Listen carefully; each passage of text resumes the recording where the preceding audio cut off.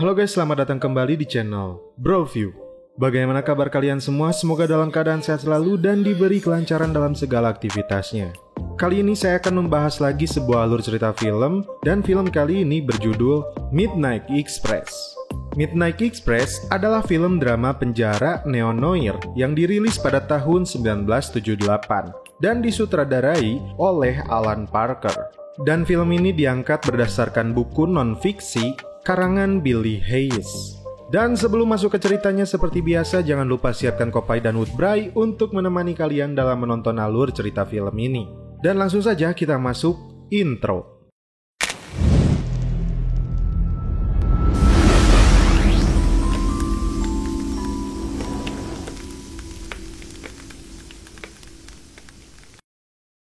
Film lawas yang dibuat berdasarkan kisah nyata ini bermula pada tanggal 6 Oktober 1970 di Istanbul, Turki. Terlihat seseorang sedang membungkus hasis, yaitu sejenis ganja, dengan kertas aluminium foil. Kemudian, bungkusan ganja tersebut dia tempelkan di sekeliling badannya menggunakan lakban. Dan dialah yang menjadi tokoh utama dalam film ini. Dia bernama Billy Hayes, yang diperankan oleh Brad Davis. Billy adalah seorang warga Amerika Serikat yang sedang berada di Turki. Dia bermaksud membawa barang haram tersebut ke Amerika Serikat menggunakan pesawat. Lalu datanglah pacarnya yang bernama Susan. Kemudian mereka celepot. Billy yang baru pertama kali membawa narkoboy menggunakan pesawat membuatnya begitu gugup. Keluar dari toilet, Billy langsung menuju ruangan petugas pemeriksaan. Di sini kita dapat melihat kembali bagaimana Billy sangat gugup hingga wajahnya sampai berkeringat dingin. Untungnya, petugas yang curiga kepadanya tidak berhasil menemukan barang terlarang di tasnya. Dia langsung bergegas lari menuju mobil yang akan membawanya menuju pesawat. Dan ketika akan memasuki pesawat, terlihat puluhan petugas melakukan pemeriksaan kembali. Billy yang melihat itu mencoba melepaskan narkoboy di badannya, namun petugas bandara memergokinya, dan dia beralasan sedang mencari paspor. Saat Billy akan naik pesawat, petugas di sana memeriksa tubuhnya.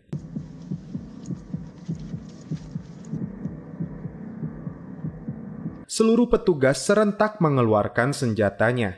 Billy pun ditangkap dan dibawa oleh kepolisian Turki. Sampai di kantor petugas, semua barang milik Billy diobrak-abrik untuk mencari barang bukti lainnya. Hingga sampai datanglah komandan mereka dengan seorang wartawan yang disuruh meliput penangkapan ini.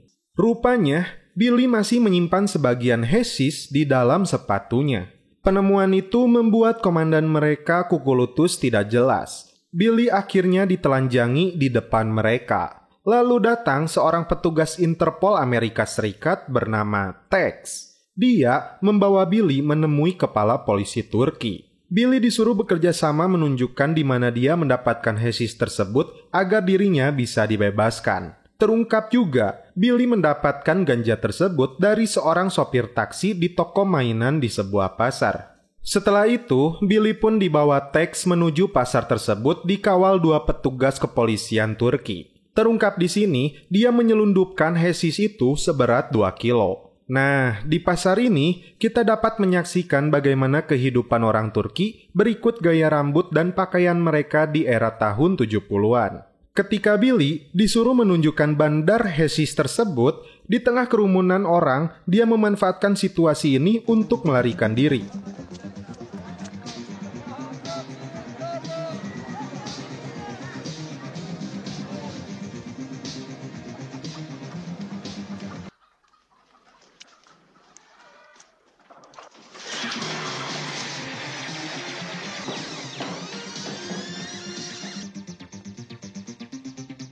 Namun akhirnya, petugas Interpol itu berhasil menangkapnya kembali.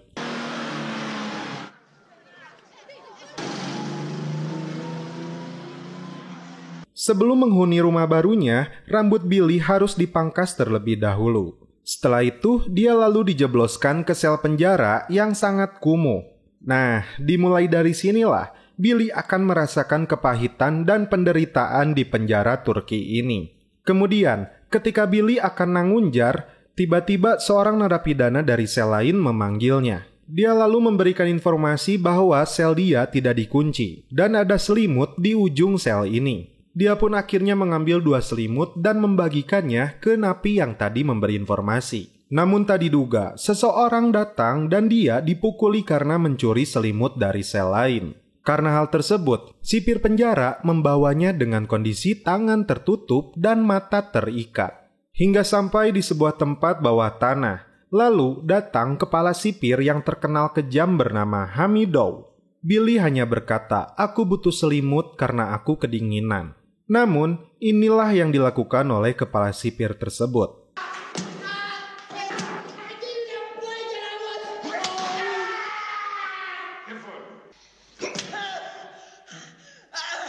Bangun dari tempat tidurnya, Billy yang mencoba berjalan langsung ambruk kembali. 2 napi di sana berusaha untuk membantunya.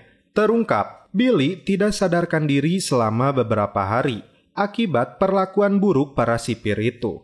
2 napi ini bernama Jimmy dan Erich. Dari merekalah Billy mendapat banyak informasi tentang penjara ini.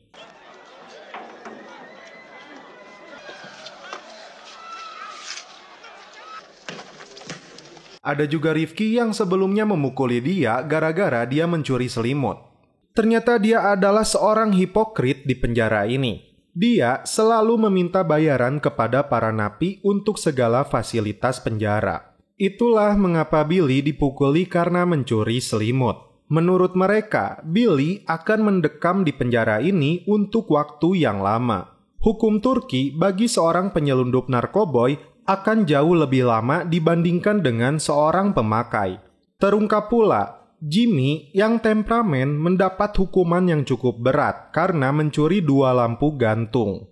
Dia sudah berada di sini selama 1,5 tahun. Dan Eric sendiri melakukan kejahatan seperti Billy. Dia menyelundupkan hasis seberat 100 gram dan mendapat hukuman penjara selama 12 tahun. Billy cukup terkejut karena dia jauh lebih banyak menyelundupkan barang haram tersebut. Artinya, hukuman dia bisa jauh lebih lama. Eric lalu memperkenalkan Billy ke seorang napi warga negara Inggris yang bernama Max, yang mempunyai link pengacara untuk membantunya. Faktanya, Max juga sudah berada di penjara ini selama 7 tahun, seperti Eric.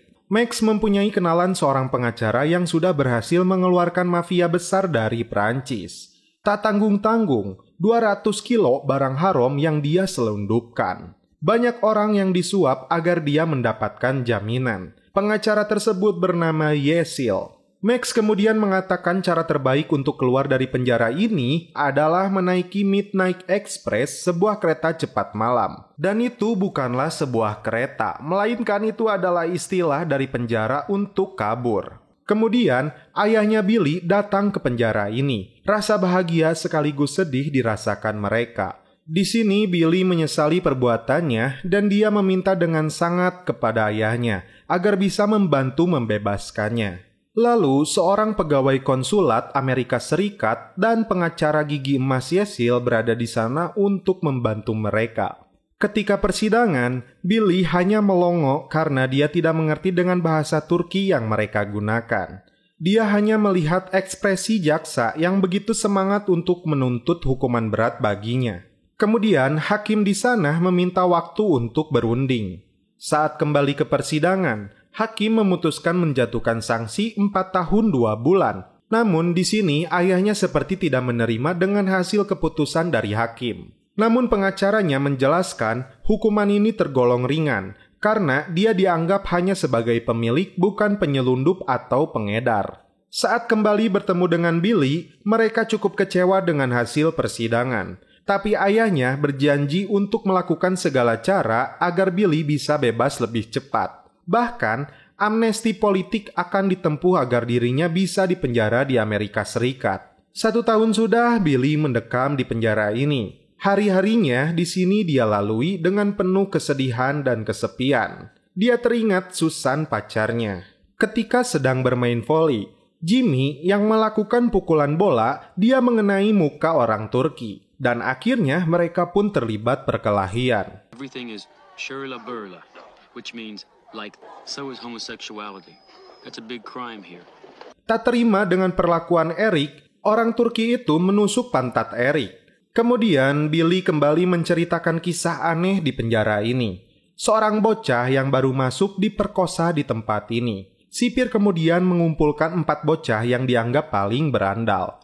4 bocah tersebut disuruh berbaring di lapangan, lalu mengangkat kaki mereka. Kepala sipir datang membawa kedua anaknya hanya untuk dijadikan penonton ketika ayahnya melakukan tindak kekerasan. Billy dan Max terlihat sangat membenci Rifki, seorang napi munafik yang bisa mengambil ganja milik mereka seenaknya. Bahkan, untuk secangkir teh saja mereka harus membayarnya. Rifki bahkan membenci dan mengusir seekor kucing yang sangat disayangi oleh Max. Di pagi hari, Max mendapati kucingnya tergantung mati di sebuah kabel lampu. Rifki terlihat ketawa melihat Max menangisi kucingnya. Dan sekarang waktu menunjukkan bulan April tahun 1972. Pengacara Yesil yang terlihat kembali datang ke penjara untuk memberikan penawaran agar dirinya segera dibebaskan. Yesil berencana menyuap 10 pegawai agar menghilangkan berkas kejahatan Billy. Namun untuk melakukan itu, Yesil membutuhkan sejumlah uang. Mendengar hal ini, terutama selalu berkaitan dengan jumlah uang yang cukup besar, Billy tidak begitu meresponnya. Kembali ke Jimmy yang sedang berkumpul dengan Max dan Billy. Dia mendapatkan gambar denah penjara dari seorang arsitek di rumah sakit dan rupanya Jimmy berencana melakukan aksi Midnight Express atau kabur dari penjara ini. Jimmy yang terlihat begitu bersemangat menjelaskan rencana pelariannya. Pelarian itu akan dilakukan melalui atap penjara atau melalui sebuah terowongan di mana mereka berada. Terungkap dahulu, di bawah penjara ini ada yang namanya katakombe, tempat orang Kristen dulu menguburkan mayat. Dia berencana menghancurkan tembok dan menggali ke bawah tanah menuju terowongan tersebut. Tak sampai di situ, keesokan harinya, Jimmy sudah melakukan pengecekan tentang tembok yang dia maksud dan sangat mudah untuk dibongkar karena rembesan air di sana. Namun Max masih tidak setuju karena terowongan yang dia maksud akan mengarah ke ruangan 13 dan sia-sia saja. Dia tidak menyerah dan kembali mengajak Billy.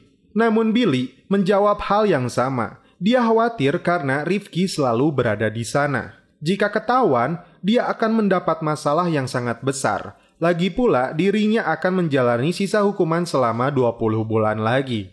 Karena kecewa mendengar keputusan mereka, Jimmy memutuskan melakukannya seorang diri melalui jalur atap penjara. Singkat cerita, terdengar di sebuah ruangan seorang napi yang berteriak kesakitan, dipukuli habis-habisan oleh para sipir. Dan nyatanya, itu adalah Jimmy. Dia gagal melakukan misi Midnight Express-nya. Dia terkena hernia dan kehilangan si jagurnya dan harus dirawat di rumah sakit selama berbulan-bulan. 2,5 tahun sudah Billy menjalani hukumannya di sini. Terlihat Eric sedang menggosok punggungnya Billy. Karena kemesraan mereka berdua, sampai ada napi yang mengintip di jendela. Namun tak lama setelah itu, Billy pun menyebornya. Karena kondisi mereka yang kesepian tentang sosok perempuan yang biasanya berada di samping mereka, membuat Billy dan Eric terjebak dalam kisah asmara di antara mereka. Dan berakhir dengan adegan celepot, "Alasya boy, tush boy."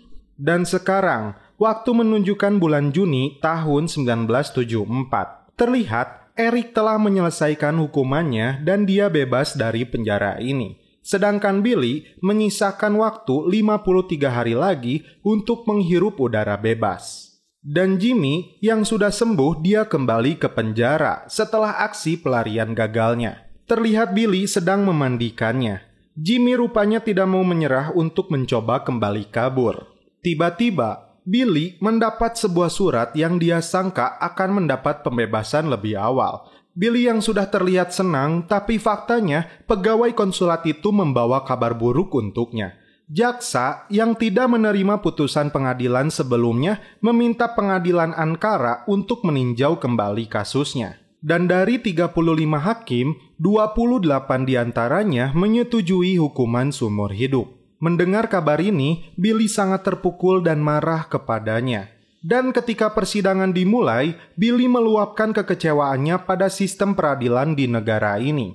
Dia merasakan ketidakadilan telah menimpa dirinya. Dia telah menjalani 4 tahun hukumannya dan hanya 53 hari lagi yang seharusnya dia bisa merasakan kebebasan. Namun apa yang dia dapat? Billy langsung meluapkan emosinya. Dia membenci orang-orang yang berada di sini, negara ini, bahkan rakyatnya. Hakim memutuskan Billy mendapat tambahan hukuman selama 30 tahun penjara.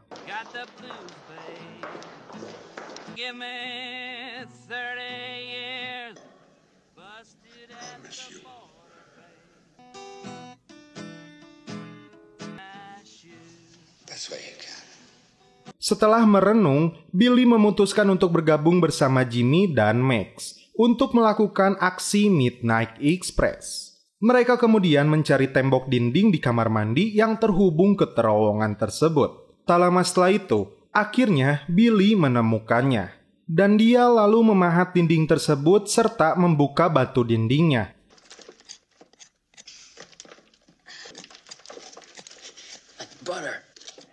Hingga akhirnya terowongan itu mereka temukan. Kemudian, Max bertugas mengawasi si tengil Rifki yang sedang ngorok. Karena hari itu kondisinya sudah sangat larut malam, mereka berencana akan melakukannya besok. Saat persiapan sudah dilakukan, mereka menuju terowongan tersebut.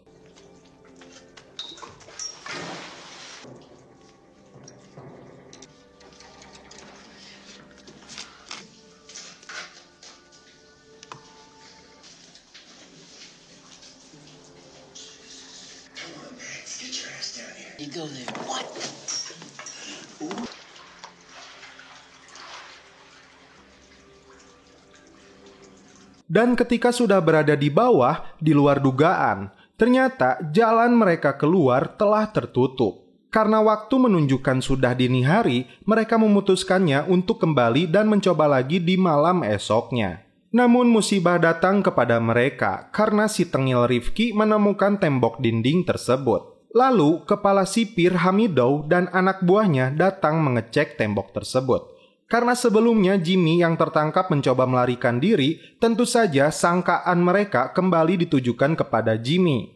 Akhirnya Jimmy pun dibawa kembali oleh mereka, dan Max tampak emosi kepada Rifki. Rifki pun menantangnya bahkan akan melaporkan mereka ke Hamidow. Terlihat Max yang sedang play mempunyai rencana untuk memotong leher Rifki atau memotong jagurnya. Namun Billy merasa punya ide lain. Rifki akan kehilangan separuh hidupnya jika semua uangnya hilang. Max lalu memberitahu Billy bahwa Rifki menyembunyikan uangnya di dalam radio bututnya. Rifki yang sedang membuka radionya terkejut, uangnya telah hilang. Sipir yang diberitahu mengobrak-abrik seluruh ruangan sel untuk mencari uangnya. Tiba-tiba, salah seorang sipir menemukan sobekan uang berada dalam panci tehnya, dan sebagian lagi telah terbakar di dapurnya. Hampir semua napi bersorak dengan uangnya si Rifki yang hilang dan dikenal mempunyai banyak musuh. Tiba-tiba, kepala sipir membawa seluruh pasukannya untuk menggeledah para napi. Mereka seolah menemukan ganja di balik baju Rifki dan menuduh Max sebagai pengedarnya. Max pun harus dibawa oleh sipir tersebut. Melihat hal itu, kesabaran Billy mulai hilang, dan inilah yang dilakukannya.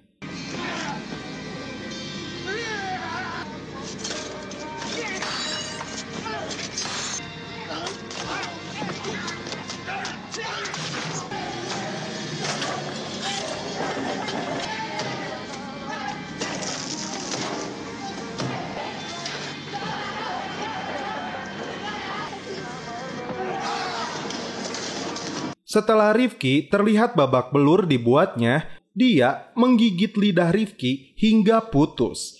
Lebok si anjing. Aksinya ini membuat Billy mendapat hukuman dari para sipir. 7 bulan kemudian, di bulan Januari tahun 1975, di sebuah ruangan 13 khusus untuk tahanan gila, rupanya Max ditempatkan di sini. Dia sedang dikejar oleh Hamidow. Begitupun Billy ternyata berada di sini dan terlihat rambutnya yang sudah memanjang tak terurus. Billy jelas terlihat gila.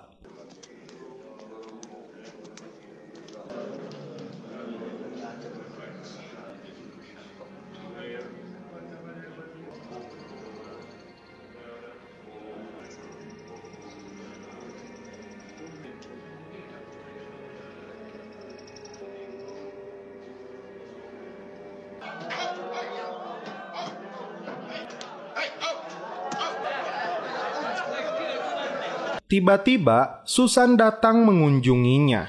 Susan sangat terkejut dan sedih dengan apa yang dialami Billy sekarang. Meskipun Billy terlihat gila, namun nafsunya kepada Susan masih begitu besar. Bahkan dia meminta Susan untuk melepas bajunya. Setelah itu, Susan memberikan sebuah foto-foto keluarganya dan di balik foto terakhirnya, Susan seakan memperlihatkan foto temannya Billy di Yunani. Padahal, ayahnya telah menyelipkan sesuatu di balik foto itu. Benar saja, ketika membuka foto tersebut, Billy menemukan sejumlah uang untuk bekal pelariannya. Dia terlebih dahulu berpamitan kepada sahabatnya Max, yang terlihat lebih gila daripada dirinya. Billy meminta Max tetap hidup dan berjanji padanya akan menjemput kembali dirinya. Ketika bertemu Hamidou, Billy memberinya uang agar dirinya bisa masuk ke sanatorium, seperti yang pernah Jimmy sampaikan karena minimnya penjagaan di sana. Namun rupanya Billy dibawa ke ruangan sepi. Namun bejatnya si Hamidou, dia membuka celana agar Billy mencelepot si jagurnya. Billy mendorong si Hamidou hingga kepalanya tertusuk ke sebuah gantungan baju. Anjing, mantap.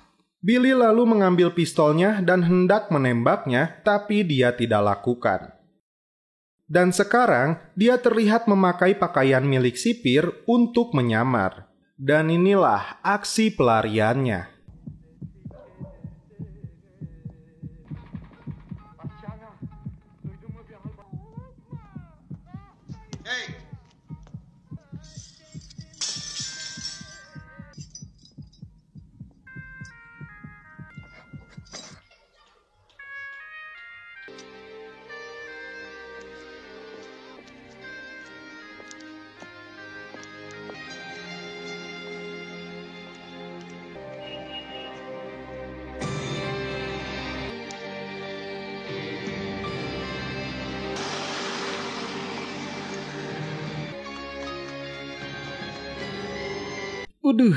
Merinding bro.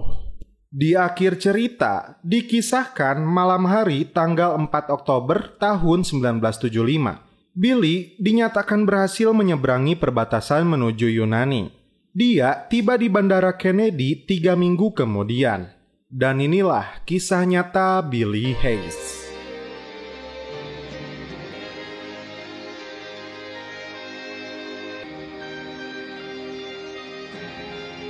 Setelah itu, film pun berakhir.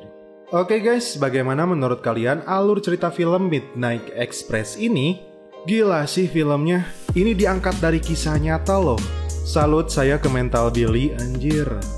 Menderita dari awal, dan menderita lagi.